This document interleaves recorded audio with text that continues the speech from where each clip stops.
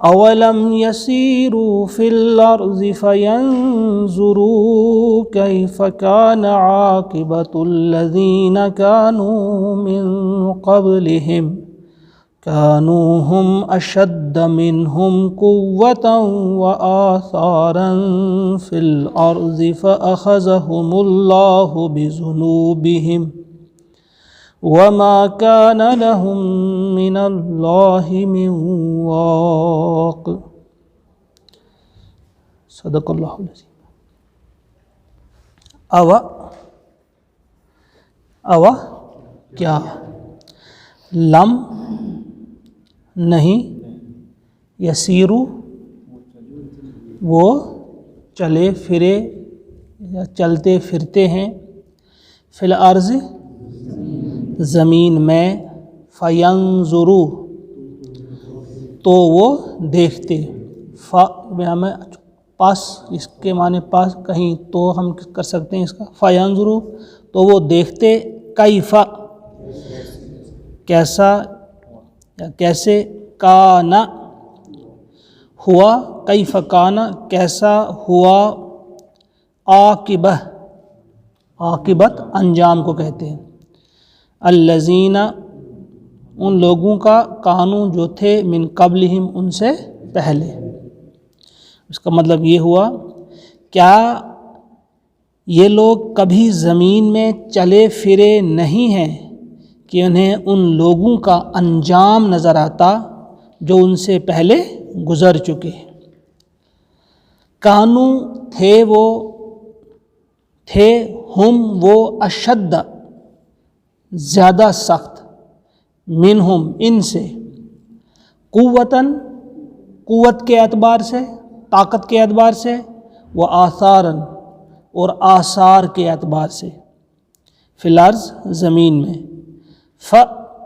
پس اخذا پکڑا ہم انہیں، اللہ تعالیٰ نے، فاخذہم اللہ پس پکڑا انہیں اللہ نے، بذنوبہم ان کے گناہوں کی وجہ سے، ذنوب ذنب کی جمع، ذنوبہم ان کے گناہوں کی وجہ سے، وما کان لہم اور نہیں تھا ان کا، من اللہ اللہ سے یعنی بچانے والا، من واق کوئی بچانے والا، یعنی پھر کوئی نہیں تھا ان کو اللہ کی گرفت سے، اللہ کے عذاب سے، اللہ کی پکڑ سے پھر کوئی بچانے والا ان کا نہیں تھا۔ کل جو ہم نے 2 آیات کا مطالعہ کیا تھا، یعلم خائنۃ الاعین جانتا ہے وہ آنکھوں کی چوری کو، آنکھوں کی خیانت سے بھی واقف ہے، وما تخفی الصدور اور جو کچھ چھپاتے ہیں سینے، یعنی جو سینوں میں راز چھپے ہوئے ہوتے ہیں ان کو بھی وہ جانتا ہے، واللہ یقضی بالحق اور اللہ تعالیٰ فیصلہ کرتا ہے ٹھیک ٹھیک، بے لاگ فیصلہ کرتا ہے، والذین یدعون من دونہ اور وہ لوگ جو پکارتے ہیں اللہ کے سوا اوروں کو، لا یقضون بشیء وہ کوئی بھی فیصلہ نہیں کر سکتے، یعنی وہ اس حال میں ہے ہی نہیں کہ وہ فیصلہ کریں، چاہے وہ جاندار ہوں یا بے جان جن کو معبود بنایا گیا۔ ان اللہ هو السمیع البصیر بے شک اللہ ہی سب کچھ سننے والا اور سب کچھ دیکھنے والا ہے، یہ کل ہم نے پڑھی۔ اب ایک تاریخ سے ان کے سامنے، تاریخ کی طرف متوجہ کیا جا رہا ہے، یہاں تک تو ان کے درس دیا جا رہا تھا، ان کو سمجھایا جا رہا تھا ایک اعتبار سے کہ دیکھو جن بتوں کو آپ ان سے مدد طلب کرتے ہو، کوئی بھی ہوں وہ کسی بھی قسم کے ہوں، جن پر آپ کا بھروسہ ہے، اعتماد ہے، ان کی طاقت کیا ہے، اس اعتبار سے توحید ان کے دلوں میں راسخ کرنے کی کوشش کی جا رہی ہے۔ اور اب اس آیت کے ذریعے انہیں سمجھایا جا رہا تھا کہ تم اگر آج جھٹلا رہے ہو، اپنے نبی کی بات نہیں مان رہے ہو اور نبی کی دعوت کو قبول نہیں کر رہے ہو، اور تمہاری یہ جو ضد ہے، تمہاری یہ جو ہٹ دھرمی ہے، اس کا علاج تم خود کرنا نہیں چاہتے ہو، تو اب انہیں بتایا جا رہا ہے کہ تم تو یہاں قریب میں چلتے پھرتے ہو، کبھی شام کی طرف تمہارے تجارتی قافلے جاتے ہیں، مصر کی طرف جاتے ہیں، تو یہاں قریب ہی کچھ قومیں ہیں ایسی جو گزر چکی ہیں، جن کے نام و نشان تک مٹا دیے ہیں اللہ تبارک و تعالیٰ نے۔ اب ان کا تذکرہ کر کے انہیں سمجھائی جا رہی ہے بات، بتایا جا رہا ہے کہ دیکھو کیا یہ لوگ چلے پھرے نہیں زمین میں، یا زمین پر بھی کہہ سکتے ہیں، زمین پر چلے پھرے نہیں، یہ دیکھتے ان لوگوں کا انجام جو ان سے پہلے گزر چکے ہیں۔ اور یہ جو ان سے پہلے گزر چکے ہیں ان کے بارے میں دو باتیں یہاں کہی گئی ہیں، کانوہم اشد منہم قوۃ و آثارا، وہ ایسی قومیں تھیں، ان کی جیسی قومیں نہیں تھیں، بلکہ ان سے زیادہ مضبوط، ان سے زیادہ طاقتور، اور ان سے زیادہ ان کے آثار تھے، جو انہوں نے آثار چھوڑے، علامات چھوڑی ہیں، بڑی مضبوط قومیں تھیں وہ جو عرب کی چند قوموں کا تذکرہ ہے، قوم عاد ہے، قوم سمود ہے۔ دیکھیے کچھ بہت ساری قومیں ہیں، لیکن چونکہ وہ پہلے مخاطب تو یہ تھے نا، عرب ہی کے لوگ تھے، ان کا تذکرہ پیچھے سورۃ الاعراف میں تفصیل سے آیا، اس کے بعد بھی کنٹینیوسلی کئی سورتوں میں آیا ہے۔ ایک تو عاد، قوم عاد کا اس میں اشارہ ہے کہ ان کی طرف دیکھو، یا آپ تو چلتے پھرتے ہیں، ان کے تذکرے تو وہاں ہوتے تھے عربوں کی زبان پہ۔ اگر آپ آج بھی دیکھیں گے، اس وقت بھی عاد جو قوم تھی جن کی طرف حضرت ہود علیہ السلام کو بھیجا گیا تھا، یہ عرب کی قدیم ترین قوم مانی جاتی ہے۔ عرب میں آج بھی ہر قدیم چیز کو عادی کہتے ہیں، عادی۔ ہم بھی اردو میں استعمال کرتے ہیں، اگر ہم کہیں گے نا کسی کی کوئی بہت پرانی عادت، ہم کہتے ہیں یہ تو اس بات کا عادی ہے، کہتے ہیں نا، تو وہاں ہر قدیم چیز کو عادی کہا جاتا ہے، اور عادیات آثار قدیمہ کے لیے استعمال ہوتا ہے۔ عادیات کسے کہا جاتا ہے؟ آثار قدیمہ کو۔ اور عادی الارض ایسی زمین کو کہا جاتا ہے جس کا مالک نہ رہا ہو، اب وہ بالکل افتادہ پڑی ہوئی ہو زمین، اس کو عادی الارض کہا جاتا ہے۔ تو حضرموت کے مقام پہ مشہور ہے کہ وہاں حضرت ہود علیہ السلام کی قبر ہے، وہی علاقہ رہا ہے ان کا جہاں وہ رہے، جس کو ہم قرآن کے مطابق احقاف ہے وہ جگہ جہاں یہ قوم آباد تھی۔ حجاز، یمن اور یمامہ کے درمیان ایک علاقہ ہے، وہاں یہ قوم آباد تھی، اور پھر جب ان پر عذاب آ گیا تو کوئی بھی نہیں بچا۔ یہ ایک ان کی طرف اشارہ۔ پھر قوم سمود کی طرف، عاد کے بعد جو سب سے زیادہ مشہور قوم تھی وہ تھی یہی سمود۔ وہاں زبان زد عام ان کے قصے بھی ہوا کرتے تھے۔ یہ بھی عرب کی قدیم ترین قوم تھی۔ سورہ اعراف میں آیت نمبر 73 کے ذیل میں آپ اس کا مطالعہ تھوڑا سا کر سکتے ہیں، یاد دہانی کے طور پہ آپ کو پھر یاد آ جائے گی کہ وہ قوم کون سی قوم تھی، کیسی تھی۔ مدینہ اور تبوک کے درمیان آج بھی آپ دیکھیں گے حجاز ریلوے پر ایک اسٹیشن ہے جسے کہا جاتا ہے مدائن صالح، وہ یہی ان کا قوم سمود کا سمجھیے صدر مقام رہا ہے۔ اس وقت بھی آپ دیکھیں گے وہاں جو کھنڈرات ہیں، ہزاروں ایکڑ زمین پر وہ وہاں پھیلے ہوئے ہیں، بڑی بڑی ان کی جو ہیں عمارتیں جو تھیں، سنگین عمارتیں آج بھی وہاں دیکھیں گے آپ، پہاڑوں کو تراش کر انہوں نے جو بنائی تھی آج بھی موجود ہیں۔ ان کو دیکھ کر اندازہ لگایا جا سکتا ہے کہ 4-5 لاکھ کی آبادی تب رہی ہوگی اس شہر کی، 4-5 لاکھ۔ کتنے مضبوط تھے وہ، اس کا اندازہ جب آپ کریں گے، تھوڑا سا انہیں تفسیر کا تفصیلی مطالعہ کریں گے، آپ پتہ چلے گا وہ کتنے عظیم لوگ تھے یا کتنے طاقتور وہ لوگ تھے۔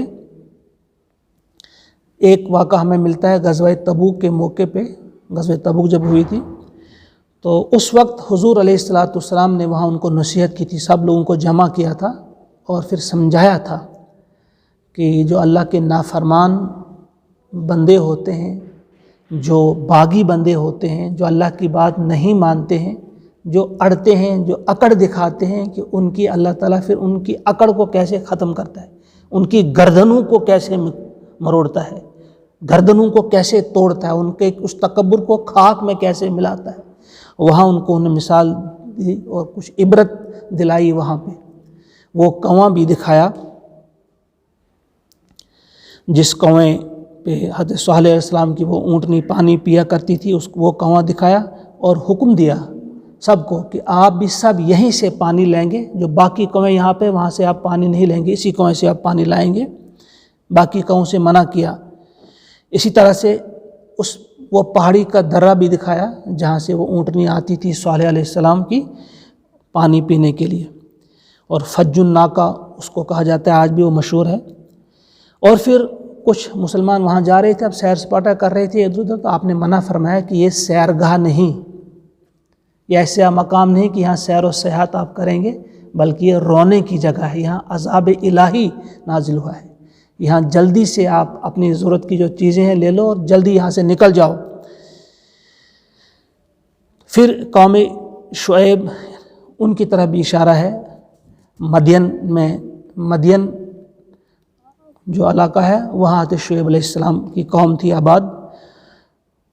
مدین کے بارے میں آتا ہے کہ مدیان ایک بیٹا تھا ابراہیم علیہ السلام کا، جو ابراہیم علیہ السلام کی تیسری بیوی تھی کتورہ، ان کے بطن سے، اسی سے اس کا نام مدین پڑا ہے.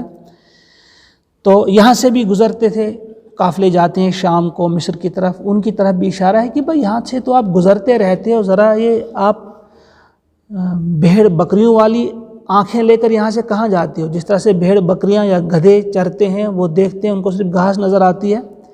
تم ذرا آنکھیں کھول کر کیوں نہیں دیکھتے کہ ان علاقوں میں جو بڑی مضبوط قومیں تھیں، بڑی طاقتور قومیں تھیں، اور ان کے یہ آثار جو آج بھی دیکھتے ہو آپ، انسان دنگ رہ جاتا ہے کہ اس قسم کی عمارتیں کیسے انہوں نے وہ تراش کر بنائی تھی. ان طاقتور قوموں کا بھی نام و نشان تک مٹا دیا. آج بھی جب آپ دیکھیں گے وہاں ریت کے نیچے دبی ہوئی جب لاشیں نکالتے ہیں نا ان لوگوں کی، اس وقت کے وہ کتنے بڑے تھے کہ ان کے سر جو ہے نا، کہتے ہیں 4-4 5-5 میٹر وہ بڑے ہیں. ان کا جو لپیٹ ہے ان کو جب دیکھتے ہیں 4-4 5-5 میٹر. یہ جو آنکھوں کے سوراخ ہیں اتنے گہرے ہیں وہ کہ ان میں سے ریت جب نکالنی ہوتی ہے، وہ لوگ نکالتے ہیں ریت تو بیلچے سے نکالتے ہیں، بڑی بڑی وہ آنکھ. وہیں سے اندازہ کریں ان کے سر کتنے تھے اور کتنے بڑے تھے وہ، اور کتنی طاقت تھی ان کی، کتنا سرمایہ تھا ان کے پاس، کتنا دبدبہ تھا ان کے پاس. تو کہا جا رہا ہے ان مشرکین مکہ سے کہا جاتا ہے تم تو ان کے سامنے کچھ بھی نہیں ہو، تم تو بالکل زیرو ہو، تمہاری کچھ حیثیت ہی نہیں ہے، تم کیا بغاوت کرتے ہو، تم کیا اپنے رسول کو ستاتے ہو، تم کیا رسول کی نافرمانی کرنے پہ تلے ہوئے ہو. آپ تو چلتے رہتے ہو، جاتے رہتے ہو، اپنی آنکھوں کو کھولو اور دل کی آنکھ سے دیکھو، ذرا نصیحت حاصل کرو. میں آپ سے بھی کہتا ہوں، اپنے تمام جن تک بھی آواز پہنچتی ہے ان سے بھی. آج ہم جاتے ہیں، ہم جاتے ہیں سیر و سیاحت کے لیے، اکثر ہمارے بھائی جاتے رہتے ہیں، خوبصورت جگہوں پہ جاتے رہتے ہیں، لیکن وہاں ان کا کام کیا ہوتا ہے؟ وہ جب جاتے وہاں پہ تو ان نے بس فیس بک پہ لائیو رہنا ہے، دیکھنا ہے کہ دیکھو ہمارا چلنے کا ڈھنگ. پھر جب لائک کرتے ہیں لوگ، پھر جب لکھتے ہیں وہاں پر کمنٹس، کہتے ہیں ہاں ٹائیگر واک، زبردست واک آپ کا ہے. پھر کسی کو آپ کا چلنے کا انداز کیسا ہے، آپ کے فوٹو، آپ کے وہ ادائیں، بس انہی پہ تبصرہ ہوتا ہے. یہاں کہا جا رہا ہے اس آیت میں، اگرچہ اس وقت پہلے مخاطب وہی تھے، لیکن ہمارے لیے بھی، آپ کے لیے بھی، ہم سب کے لیے درس ہے کہ آپ بھی سیر کرو. یہ جو ہے یسیر فی الارض، چلنا پھرنا، سیر و سیاحت کرنا، یہ ہمارے لیے بھی کہ سیر و سیاحت کرو آپ، مگر کس لیے کرو؟ عبرت حاصل کرنے کے لیے. ان قوموں کا تذکرہ پڑھو، آپ تاریخ کا مطالعہ کرو اور دیکھو کہ کتنی زبردست قومیں گزری ہیں، آج ان کا نام و نشان نہیں. ان کو اللہ تعالیٰ نے کس طرح سے مٹا دیا، کسی کو زلزلے کے ذریعے، کسی کو دھماکے کے ذریعے، کچھ قوموں کو بجلی کے ذریعے، کچھ لوگوں کو ہوا کا طوفان بھیجا، 7 دن اور 8 رات کس طرح سے بھیجا اور کس طرح سے خاکستر کر دیے گئے.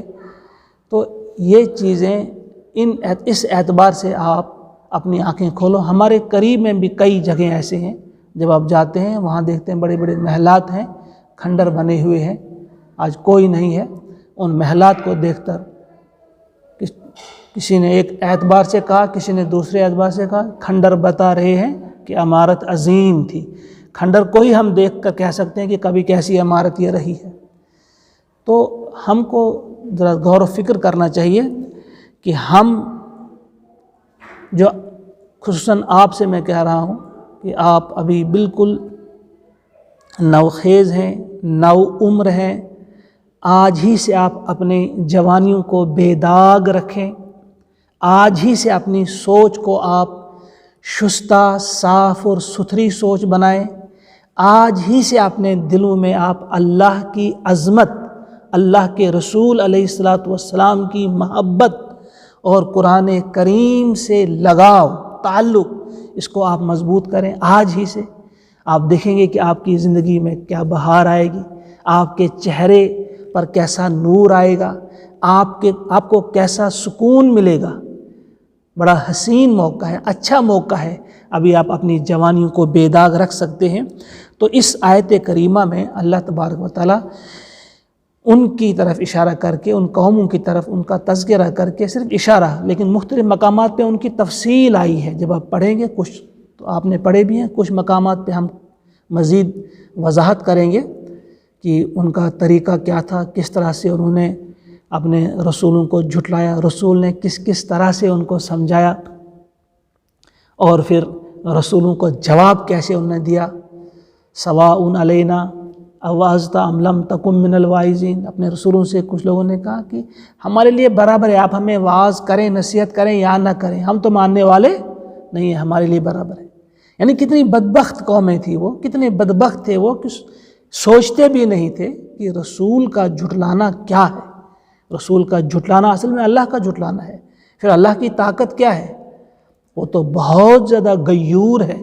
کیسے کتنا وہ کیا کہتے ہیں، ڈھیل دے گا، ڈھیل دیتا ہے اللہ، لیکن پھر جب پکڑتا ہے تو اس کی پکڑ پھر ان بطش ربک لشدید، اس کی پکڑ پھر بڑی شدید ہوتی ہے.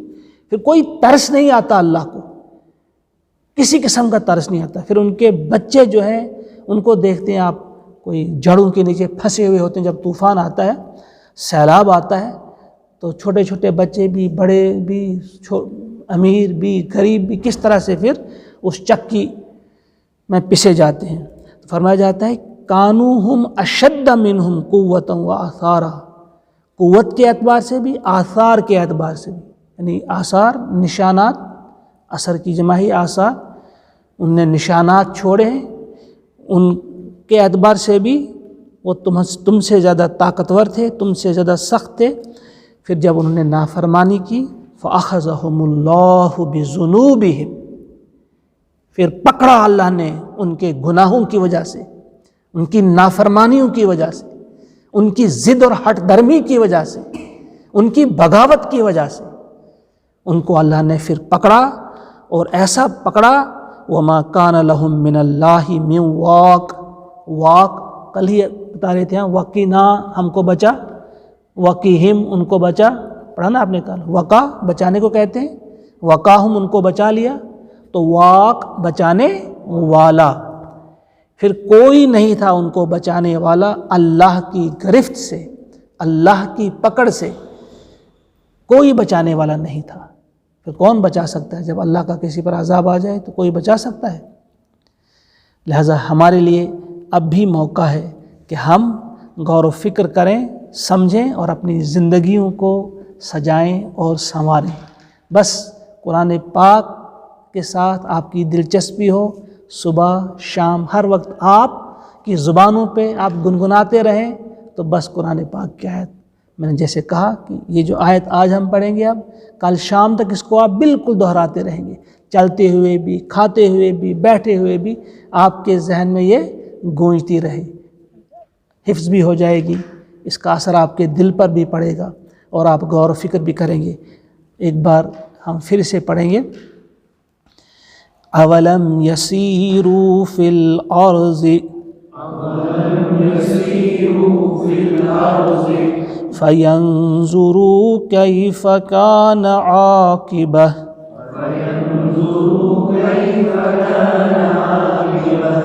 کیف کان عاقبۃ الذین کانوا من قبلہم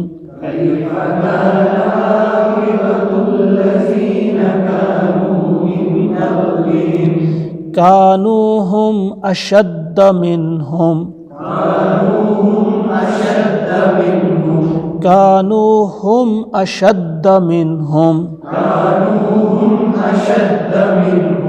قوة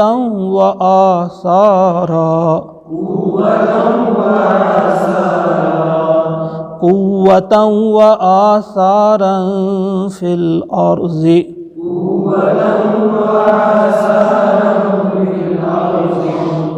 فأخذهم الله بذنوبهم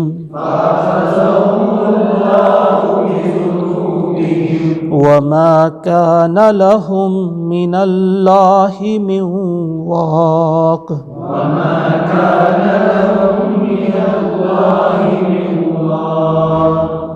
صدق اللہ العظیم.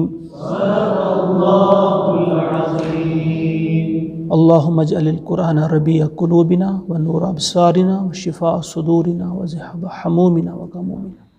ربنا تقبل منا إنك أنت السميع العليم. السلام علیکم ورحمۃ اللہ.